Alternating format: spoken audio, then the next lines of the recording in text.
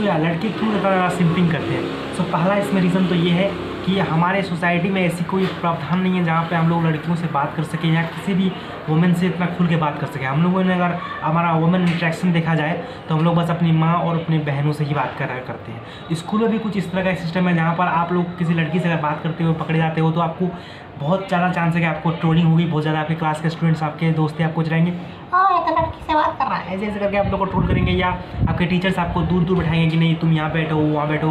या इस तरह का एक तरह का फोमो क्रिएट हो गया है और इस कारण लोग मतलब बहुत ज़्यादा डिस्ट्रैक्ट हो जाते हैं लड़कियों के पीछे।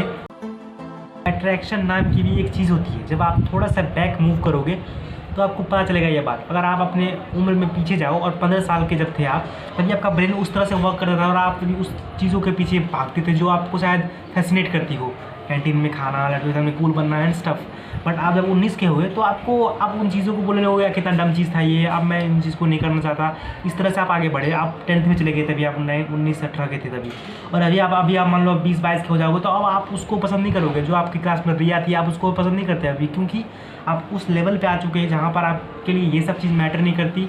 इंस्टेड कि आप ये सोचो कि मेरा ब्रेन अभी किस फेज़ में है। और लोग, बहुत सारे लोग जो इस फेज़ में फंस जाते हैं वही आगे चल के सिंपल बन जाते हैं और बहुत बड़े लेवल पे सिंपिंग करते हैं। इवन इफ़ समवन अगर कोई बोल रहा है कि नहीं मैं सिंपल नहीं हूँ, तो नहीं, वो भी है। एवरीवन इज़ अ सिंपल, लेकिन वो दिखाता कम है, कोई होता कम है। तो और यही एक कारण बनता है होम वायलेंस के। घरेलू कलेश जो होते हैं वो इसी कारण से होते हैं, क्योंकि उनका ना ही किसी फीमेल के साथ ना ज़्यादा इंटरेक्शन रहा, और वो किसी को देखते हैं तो उस पर वो पूरा पॉजिटिव हो जाते हैं या उनके वीडियोस को वो करने लगते हैं, मॉर्फ करने लगते हैं। वो मतलब डेस्परेट हो जाते हैं। तो ये डेस्परेट का मीनिंग यही है कि वो मतलब एक तरह से वो हो जाता है, मेंटली एक चीज़ पे फोकस हो जाता है, या उनको लगता है कि हमारा अचीवमेंट यही है। लेकिन आप अगर किसी और कंट्री में या बाहर का आप कभी देखो इन चीज़ों को, तो ये उतना ज़्यादा वो नहीं है कि हाँ is talking to girl is something like that. So yeah it's not that much big achievement for them. So हम लोग को इस चीज़ को नॉर्मलाइज करना पड़ेगा। आपके लिए कौन आपकी ट्रू लव है?